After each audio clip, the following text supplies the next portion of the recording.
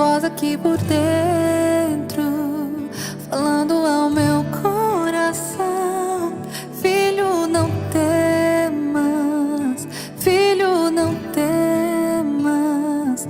Sou tua morada, sou eu quem te sustento. Você está em minhas mãos. Não se esqueça, não se esqueça. Por trás e por diante estou a te cercar. Em pastos verdejantes vou sempre te levar.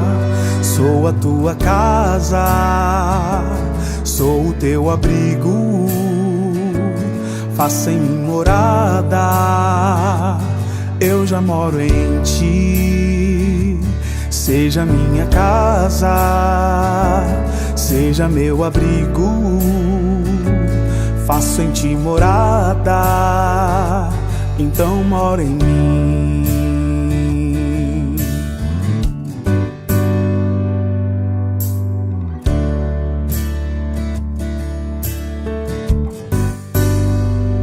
Escuto no silêncio tua voz aqui por dentro, falando ao meu coração: filho, não temas, filho, não temas. Eu sou tua morada, sou eu quem te sustento.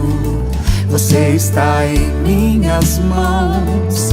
Não se esqueça, não se esqueça. Por trás e por diante estou a te cercar. Em pastos verdejantes vou sempre te levar. Sou a tua casa, sou o teu abrigo. Faça em mim morada, eu já moro em ti. Seja minha casa, seja meu abrigo. Faço em ti morada, então mora em mim. Sou a tua casa, sou o teu abrigo. Faça em mim morada, eu já moro em ti. Seja minha casa, sou a tua casa, seja o meu abrigo. Faça em mim morada, eu já moro em ti. sou a tua casa, sou o teu abrigo. Faça em mim morada, eu já moro em ti. Seja minha casa, seja meu abrigo. Faça em ti morada, então mora em mim. Sou a tua casa, sou o teu abrigo. Faça em mim morada, eu já moro em ti. Seja minha casa, seja meu abrigo. Faça em ti morada, então mora em mim. Então mora em mim.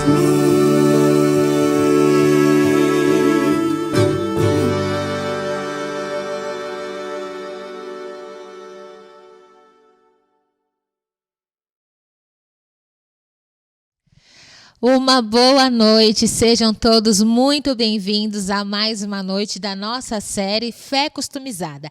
Nessa noite estaremos aprendendo sobre o compromisso do meu jeito. Primeiro, o que significa compromisso? Você sabe o que significa essa palavra? Então você vai escrever aí embaixo nos nossos comentários para você o que significa compromisso. E unindo o compromisso do meu jeito. É isso que nós iremos aprender nessa noite com o nosso pastor André Ângelo. Espero que você tenha tido um bom dia e nessa noite vamos aprender mais um pouquinho sobre o nosso compromisso com o nosso Deus. Mas nesse momento eu convido você para curvar as suas frontes para nós falarmos com o nosso Deus. Ó bondoso Deus e Pai que nos céus habita, muito obrigado por esse dia que o Senhor nos concedeu com vida e com saúde e pelo privilégio de nós estarmos aqui mais uma vez para aprendermos mais de Ti. Use o pastor André, são essas bênçãos que eu lhe peço, em nome de Jesus. Amém.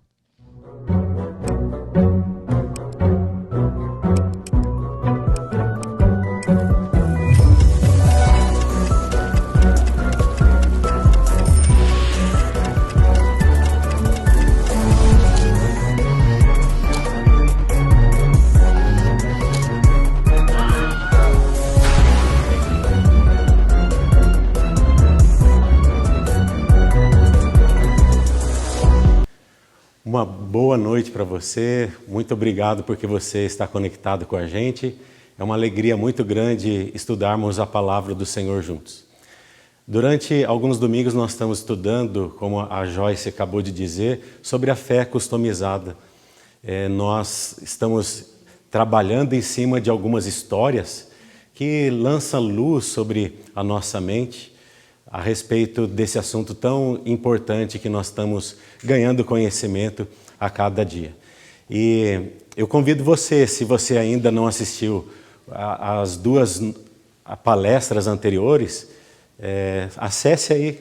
Nós temos gravado e você pode acessar essas palestras e criar uma sequência aí importante na sua mente também.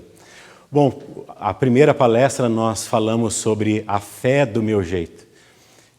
Dizer que a gente, hoje em dia, nós acabamos customizando absolutamente tudo na nossa vida. A gente customiza cadernos, nós customizamos alimentação, nós customizamos casa, nós customizamos móveis do nosso lar. E a tal ponto que a gente olha para um móvel e diz assim, esse móvel aqui ele tem personalidade, este púlpito ele tem personalidade. E assim a gente vai personalizando tudo, nós vamos customizando tudo isso. E a fé também ela é e acaba sendo customizada. E na segunda noite, no segundo domingo, nós falamos sobre a temática transformação do meu jeito. Nós não estamos dispostos a sermos e permitir que Deus nos transforme. A gente quer viver a nossa vida do jeito que a gente acha melhor. Mas a gente viu no domingo passado que a transformação ela não pode ser do meu jeito, mas ela precisa ser conforme a vontade de Deus, aquilo que está escrito na sua palavra. E a gente viu duas histórias extraordinárias a respeito da transformação, que foi a do jovem rico, que não se deixou transformar, mas a gente viu também a história de Zaqueu, e este sim, se deixou transformar e ele não customizou a sua fé. E hoje nós vamos falar um pouco sobre o compromisso do meu jeito. E para isso, como a gente tem feito em cada noite, nós vamos usar algumas histórias da Bíblia Sagrada, tá bom? Então, já pega aí a sua Bíblia para você ir acompanhando com a gente. Bom, eu queria reler com você uma citação. Na verdade, essa foi uma palestra que o historiador Leandro Carnal, ele fez numa palestra que você pode inclusive acessar no YouTube. Digita lá Leandro Carnal, CPFL filosófico, Café Filosófico, e você vai ver essa palestra com o professor Leandro Carnal. E ele diz assim, se eu quero prosperidade, Deus também quer. Se eu quero que o meu candidato vença, Deus está do meu lado. Se eu quero que os meus inimigos pereçam, Deus abençoa. Deus sempre quer o que eu quero. Então, o professor Leandro, fazendo uma leitura da fé contemporânea, que é a área de estudo dele, também a área da história e também tudo aquilo que envolve a história da humanidade, a contemporaneidade, ele chega a essa conclusão que nós customizamos Deus, nós customizamos a nossa espiritualidade, nós customizamos a nossa fé. Essa é a grande realidade da nossa época.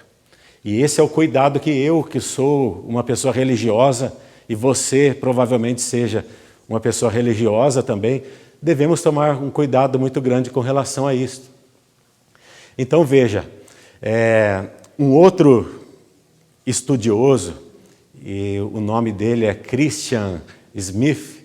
Christian Smith, ele cunhou uma outra expressão para falar dessa customização da era moderna. Ele fala do deísmo moralista terapêutico. O que vem a ser esse deísmo moralista terapêutico? O deísmo é uma corrente filosófica, você tem o teísmo, o ateísmo e tantos outros ismos. O deísmo, eles acreditavam que os deístas, eles diziam que mais ou menos, usando uma ilustração para ficar claro, que Deus ele criou o mundo como se fosse um grande relojoeiro, tivesse dado corda no relógio, dado corda no mundo e agora deixado o relógio fazer e no seu próprio ritmo e a sua própria sorte. Em outras palavras, a humanidade, Deus ele criou, sim, existe um Deus criador, ele criou, mas ele, como se ele tivesse dado corda no mundo e agora delegado a responsabilidade para a humanidade, para cuidar da terra, de tudo que existia. O moralismo é aquele negócio que você sabe muito bem, o centro sou eu faço e eu mereço. Então, porque eu fiz, eu mereci. E terapêutico tem muito a ver, dentro desse contexto que o Dr. Christian Smith diz, que a juventude, e a área de pesquisa dele foi justamente essa, com relação à juventude norte-americana, e claro, se estende para nós brasileiros também. O Christian Smith ele diz que a juventude ela busca felicidade a qualquer custo, felicidade a qualquer preço. Nós queremos ser felizes. Então, a nossa oração é mais ou menos assim: Deus, me faça feliz. Afinal de contas, Senhor, eu mereço ser feliz. Eu quero ser feliz, eu busco a felicidade e eu mereço ser feliz. E esse é um ledo engano. Deus ele não quer fazer de nós pessoas felizes. Você sabia disso? Que o principal propósito de Deus não é que eu seja uma pessoa feliz, que você se torne uma pessoa feliz ou felizarda, não. Deus nunca lhe prometeu na sua palavra nos tornar felizes. Mas Deus ele prometeu esse é o desejo, o grande desejo do Senhor, é que nós tenhamos uma vida significativa. Mas a questão do compromisso customizado, da fé customizada nos leva a esse perigo do deísmo moralista terapêutico. Eu transformo Deus naquilo que Deus não é. Deus ele está a meu favor e quer me transformar numa pessoa absolutamente feliz. Isso nada mais é do que um cristianismo sem Cristo. Esse deísmo moralista terapêutico, essa fé customizada, nada mais é do que um cristianismo sem Cristo. E foi o John Piper que escreveu a respeito desse deísmo moralista terapêutico o seguinte. Acompanhe comigo agora essa citação do John Piper. O cristianismo sem Cristo é deísta, visto que não é mais Deus quem governa as coisas, e sim o homem. É moralista, visto que existe o imperativo faça mais, esforce-se mais. E é terapêutico, visto que não há pecado nem culpa a ser perdoados por Deus. mas apenas os pesos e sentimentos de culpa por não corresponder às expectativas. Veja que engano sutil. Jesus, me faça feliz, Jesus. E a gente vai caminhando e levando a nossa vida espiritual dessa maneira. E eu quero falar para você agora da história bíblica que nós vamos ler agora e estudar a respeito de um homem que tinha um compromisso consigo mesmo. E o compromisso customizado, dentro da fé customizada que nós estamos estudando a cada domingo, nada mais é de não assumir um compromisso com Deus, mas assumir um compromisso comigo mesmo. E nada mais é do que dizer assim, a oração contrária que Jesus fez no Getsemane. Porque lá no Getsemane, Jesus ele disse assim: não seja conforme a minha vontade, Pai, mas conforme a tua vontade. Não seja feita a minha, mas a tua. E o compromisso do meu jeito, ele diz assim: Senhor, não seja feita a tua vontade, mas a minha. E essa história ela está relatada ali no Antigo Testamento, 2 Reis, capítulo 5. A partir do versículo 1, você encontra este homem chamado Naamã. Naamã, amigos e amigas, ele era o comandante do exército do rei da Síria. Para colocar no contexto para vocês, o rei da Síria, ele era naquela época absolutamente o homem mais poderoso da face da terra, porque a Síria, ela era sim a maior potência mundial. E Naamã era o comandante desse exército, numa época que o poderio militar era o mais importante que poderia existir. Naamã era o comandante desse exército. E o texto continua dizendo: era muito respeitado e honrado pelo seu senhor. Quando ele passava, as pessoas elas se curvavam diante de Naamã. E o texto continua dizendo: pois por meio dele o Senhor dera vitória à Síria, mas esse grande guerreiro ficou leproso. Esse homem ele ficou leproso, e é muito interessante que o texto diz aqui para nós, mas esse grande guerreiro ficou leproso. Sabe que todos nós, em algum momento na vida, a gente acaba tendo uma adversativa, mas, porém. O porém, na vida de alguns é um porém pequenininho, mas na vida de outras pessoas, esse porém, ele pode se tornar bem grande. E é o que aconteceu na vida desse homem de sucesso, esse homem poderoso, esse homem diante de quem todas as pessoas se curvavam e reverenciavam e diziam: ali vai um homem de absoluto sucesso.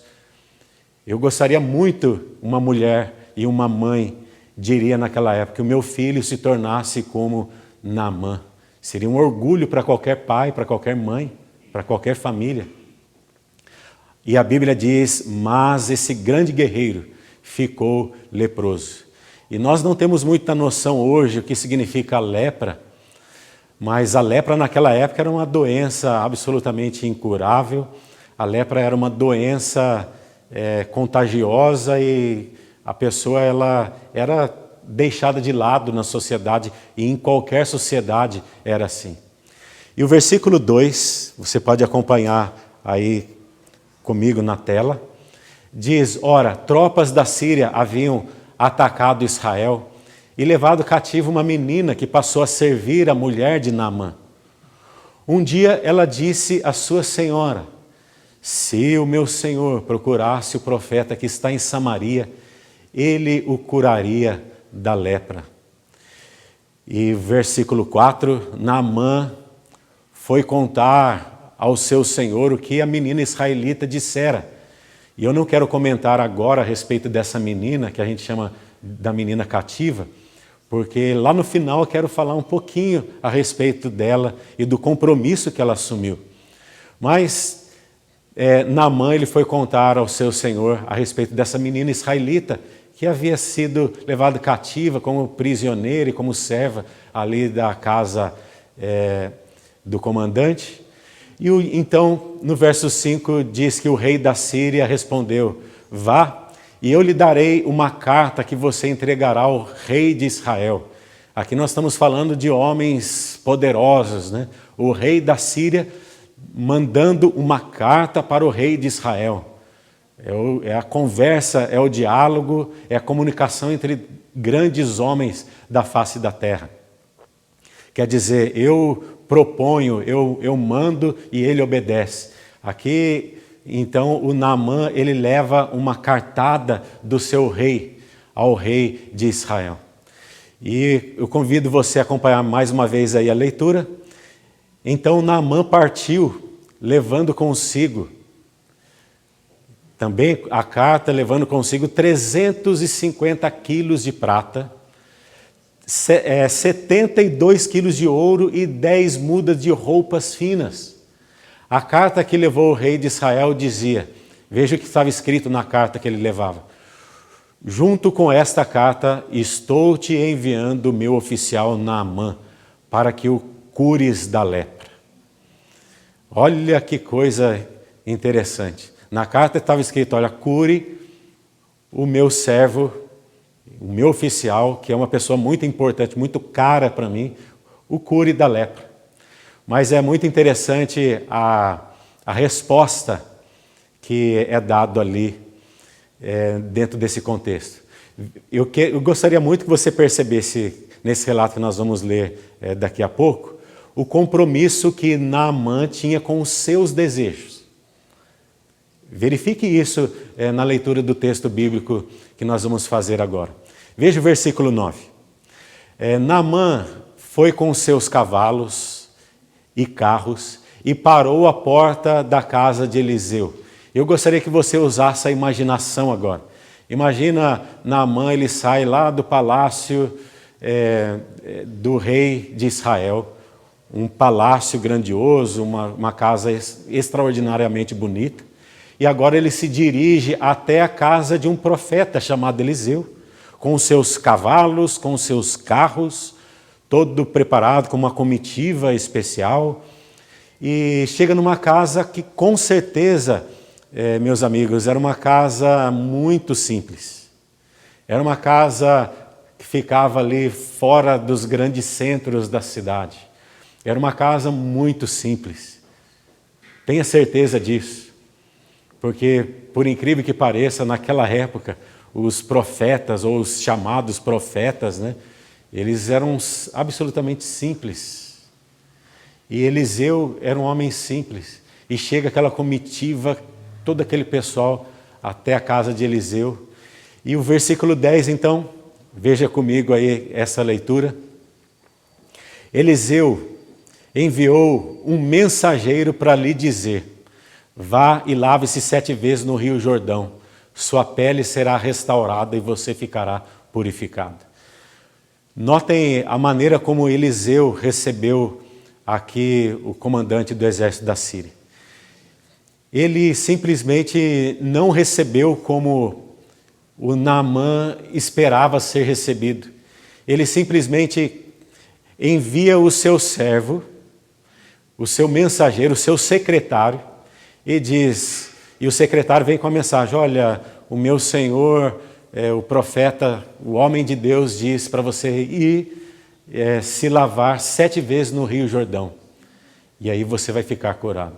Meus amigos, o Naamã, ele ficou, no versículo 11 diz isso, Naamã ficou indignado, é a palavra que o escritor bíblico usa, indignado. E saiu dizendo: eu estava certo de que ele iria sair, iria me receber, sabe, iria invocar em pé o nome do Senhor, seu Deus, moveria a mão sobre o lugar do meu corpo que está afetado e eu ficaria curado da lepra. Era assim que Naamã imaginava, era assim que ele imaginava que Deus ia tratar o problema dele. Ele queria ser curado, mas ele queria ser curado conforme os protocolos dos desejos dele. Ele queria um Deus que fizesse a vontade dele. O compromisso era conforme os desejos dele. Era esse tipo de compromisso que Naamã estava disposto a assumir com o Deus de Israel. Agora, no versículo 12, a gente vê o seguinte relato, acompanha aí comigo. Ele diz: não são os rios Abaná e Farfar em Damasco melhores do que todas as águas de Israel? Será que não poderia lavar-me neles e ser purificado? E foi embora dali furioso. Veja, ele não queria se submeter à maneira de Deus agir e de assumir um compromisso para a cura dele. Ele queria, e aqui ele se lembra dos grandes rios lá de Damasco, né, o Abaná, Farfar, que tinham águas mais, que não eram embolorentas como o Jordão. E aí ele foi embora dali furioso, diz o texto bíblico. Que coisa tremenda. E no versículo 13 diz que os seus servos lhe disseram. E aqui a gente, como é bom a gente ter do nosso lado, às vezes, algumas pessoas que são assim sensatas, coerentes, e que quando a gente está indo no caminho da incoerência ou da insensatez, aquele amigo puxa a nossa roupa e diz assim: espera aí, vamos pensar juntos um pouquinho aqui. E foi isso que os seus servos lhe disseram. Disseram para Naamã: olha, meu pai, meu senhor, meu pai, se o profeta lhe tivesse pedido alguma coisa difícil, o senhor não faria? Quanto mais quando ele apenas lhe diz que se lave e será purificado. É uma coisa simples que foi pedido para o Senhor. Então, não tem por que você fazer aquilo que o profeta está pedindo e mandando. E aí, queridos, acontece algo extraordinário. E eu quero ver com você agora, na continuação do texto bíblico, esse novo compromisso que Naamã ele assume a partir de agora. E no versículo 14 diz que esse novo compromisso, queridos, tem a ver com obediência como resultado do milagre. Ele desceu ali ao Jordão, mergulhou 7 vezes conforme a ordem. Conforme a ordem significa obediência. Conforme a ordem do homem de Deus. E o que aconteceu? Ele foi purificado. Sua pele tornou-se como de uma criança. Que coisa extraordinária. A obediência daquele homem agora resultou num milagre extraordinário. E no versículo 15, então Naamã e toda a sua comitiva voltaram à casa do homem de Deus. Eles voltam lá do Rio Jordão e vão até a casa do homem de Deus, de Eliseu, e ao chegar diante do profeta, Naamã lhe diz: agora sei que há Deus em nenhum outro lugar, que não há Deus em nenhum outro lugar senão em Israel. Por favor, ele pede, aceita um presente do teu servo. Aceita um presente do teu servo. Eu estou grato ao Senhor por tudo aquilo que aconteceu comigo diante do teu Deus. Eu sei agora que só há um Deus, que é o Deus de Israel, e nenhum outro Deus, além desse Deus que vocês adoram aqui. E agora esse Deus, ele será o meu Deus. Aceita esse presente do teu servo. Sabe, uma das características do compromisso conforme Deus, não compromisso conforme a customização que nós fazemos, compromisso conforme Deus, um dos resultados é que o compromisso ele advém de um espírito grandioso de gratidão. E aqui a gente vê Naamã com esse espírito de gratidão. Agora, o mais interessante é que, veja agora um terceiro aspecto do compromisso. No versículo 17, diz que o Naamã, ele fala: já que não aceitas o meu presente, porque lembre-se que Eliseu não aceitou toda aquela honraria, que queria ensinar algumas coisinhas ali para aquele homem. Mas o Naamã diz: aceita o meu presente, como não aceitas o meu presente, ao menos permite que eu leve aqui 2 mulas carregadas de terra. Pois teu servo nunca mais fará holocaustos e sacrifícios a nenhum outro Deus senão ao Senhor. Olha que maravilha. Ele agora assume um compromisso, e eu gostaria que você percebesse aqui que esse compromisso que ele assume é um compromisso contracultural. Porque agora ele iria voltar para a sua terra, e o que tinha na sua terra? Na sua terra haviam muitos deuses. Havia o Deus da guerra, que eles colocavam numa caixinha. Havia o Deus da floresta, que eles colocavam em outra caixinha. Havia também o Deus de deuses e deuses e deuses. Ele poderia muito bem colocar agora o Deus de Israel em outra caixinha e dizer assim, quando eu precisar desse Deus, quando eu for acometido de uma doença, mais uma vez eu vou atrás desse Deus. Mas não foi isso. Ele assume o compromisso contracultural porque agora ele entendeu, alguma coisa aconteceu na vida de Naamã, que ele percebeu assim, esse é o único Deus. E agora não existem outros deuses, só esse Deus de Israel.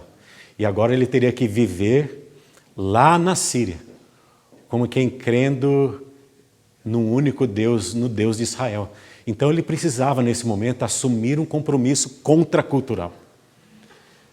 E por isso ele pede, que levasse 2 mulas carregadas da terra ali de Israel.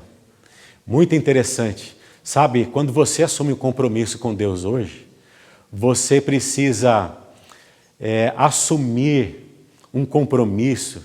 E saiba você que esse compromisso, por muitas vezes, ele é contracultural. Você terá que dizer não quando a maioria e quase que a totalidade das pessoas estão dizendo sim. E muitas vezes você terá que dizer sim quando a grande maioria está dizendo não. É um compromisso contracultural que nós assumimos. Sabe por quê? Porque o Senhor Jesus, quando Ele nos chama para servi-lo, Ele nos chama para vivermos na contramão do mundo muitas vezes.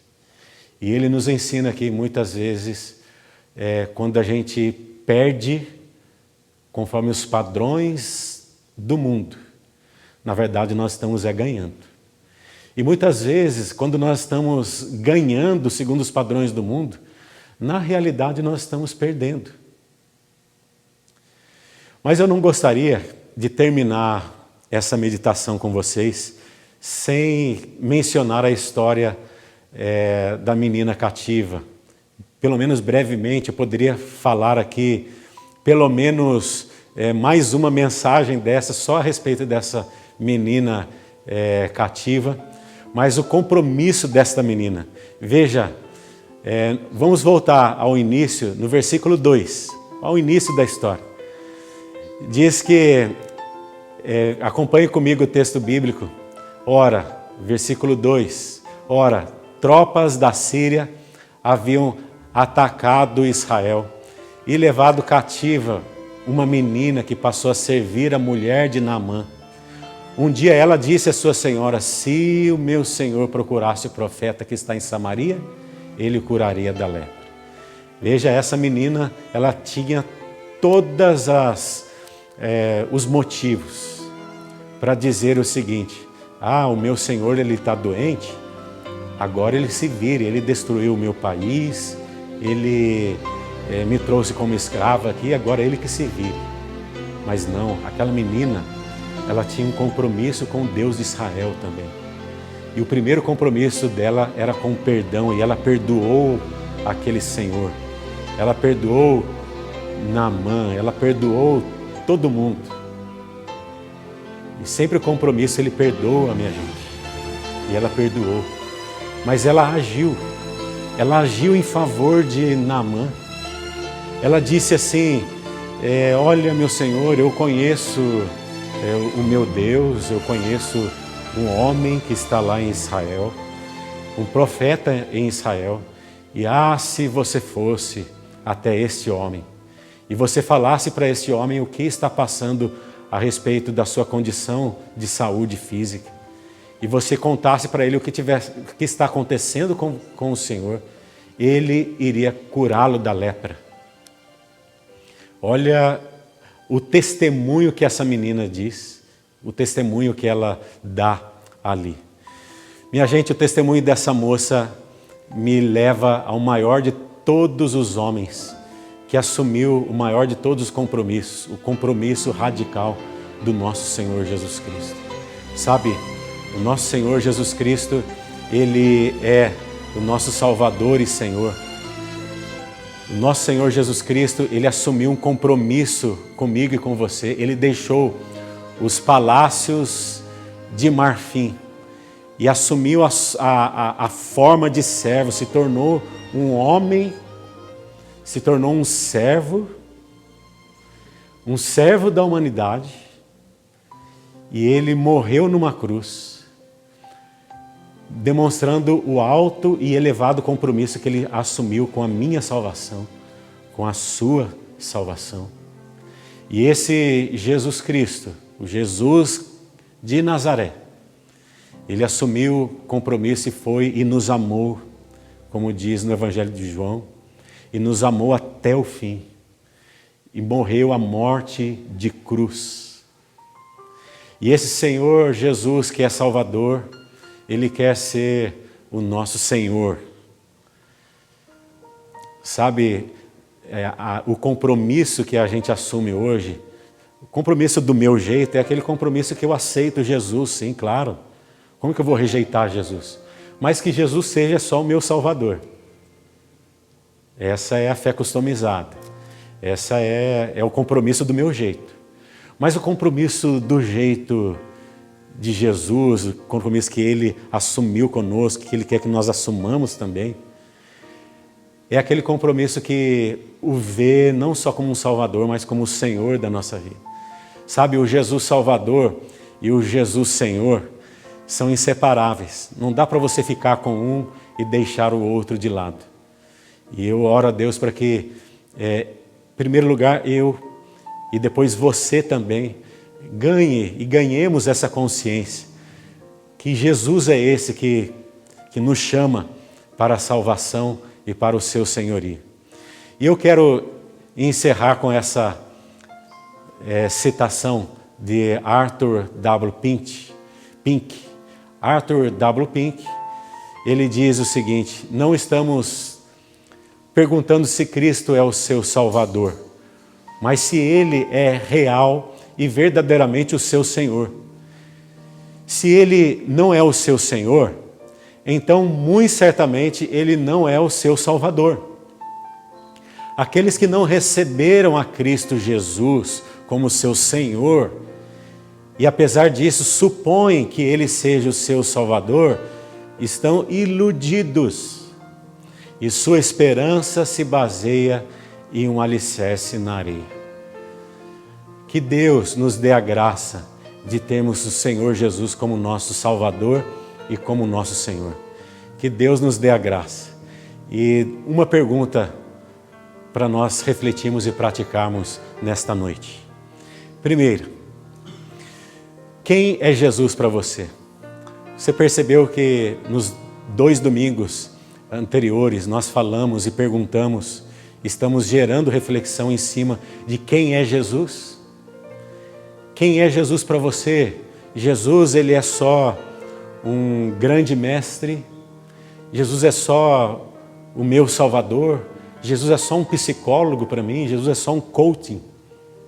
Quem é Jesus para você? Essa é a pergunta fundamental desta série de mensagens que nós estamos transmitindo a cada domingo. Segunda pergunta para nossa reflexão: como você tem se comprometido com Jesus? Como você tem se comprometido com Jesus? Você tem assumido um compromisso com Ele do seu jeito? Ou você busca a palavra com sede e vai cavando fundo para justamente descobrir aquilo que o Senhor pede de nós? Meu irmão, minha irmã, que Deus te abençoe. Que Deus te ilumine, que Deus nos abençoe, para que nós vivamos uma fé verdadeira, uma fé autêntica, uma fé dinâmica para a honra e glória de Deus e para o bem nosso e também daqueles que estiverem à nossa volta, para a glória de Deus e também para a nossa salvação. Quero agora orar com você e pedir esta bênção sobre a sua casa, a sua família. Amado Pai Celestial, nós te agradecemos, Senhor, pela Tua palavra, que nos instrui, nos orienta e mostra-nos o caminho que devemos seguir. Hoje, Senhor, nós vimos quão fundamental é termos Jesus na nossa vida como Salvador e como Senhor. Ó Deus, nós queremos te dizer do fundo do nosso coração que nós queremos sim o senhorio do Senhor na nossa vida. Nós queremos que o Senhor seja o nosso Kyrios. Nós queremos que o Senhor seja o Senhor da nossa vida. Nós queremos, Pai, que o Senhor seja o primeiro, o último e o melhor em nós, para que o nosso testemunho seja autêntico e verdadeiro. Pai, eu oro agora por todos e cada um que me assistem neste momento. A Tua bênção sobre cada um deles, sobre as suas famílias, é o que nós te pedimos e o fazemos, Pai, no nome de Jesus, o nosso Salvador e Senhor. Amém.